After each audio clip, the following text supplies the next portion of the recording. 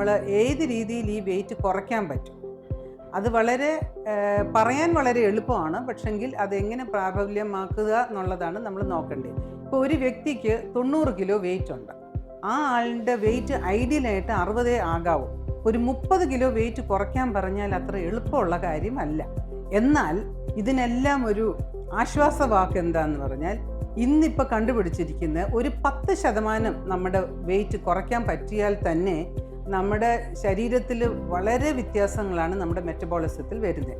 അപ്പം 90 കിലോ ഉള്ള ഒരു വ്യക്തിക്ക് ഒരു 9 കിലോ വെയിറ്റ് കുറച്ചാൽ തന്നെ അവർക്ക് ചിലപ്പോൾ പ്രഗ്നൻസി ആകാത്ത ഒരാൾ ചിലപ്പോൾ അത്രയും വെയിറ്റ് ലോസ് കൊണ്ട് തന്നെ പ്രഗ്നൻ്റ് ആകാം, ഷുഗറിൻ്റെ ലെവൽസ് കുറയാം, അവർക്ക് അമിതവണ്ണം കൊണ്ട് വരുന്ന പല അസുഖങ്ങളും, ശ്വാസതടസ്സം, അങ്ങനെ പല അസുഖങ്ങളും അവർക്ക് മാറിക്കിട്ടും.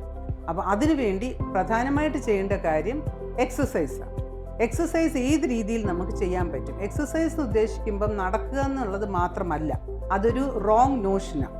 മസിൽ ബിൽഡിംഗ് അല്ലെ ബോഡി ബിൽഡിംഗ് എക്സസൈസ് ആണ് ഇതിന് കൂടുതൽ ഇമ്പോർട്ടൻസ്. അതിനുവേണ്ടി നമ്മൾ ജിമ്മിൽ പോകണമെന്നൊന്നുമില്ല. പല ടൈപ്പ് എക്സസൈസ് നമ്മൾ വെയ്റ്റ് ലിഫ്റ്റിംഗ്, പുഷപ്സ്, ഇങ്ങനത്തെ എല്ലാം നമുക്ക് വീട്ടിൽ തന്നെ ചെയ്യാം.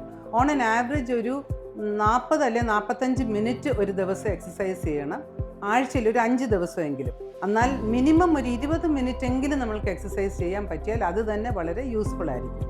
രണ്ടാമത്, സ്ട്രെസ് ഒഴിവാക്കുക.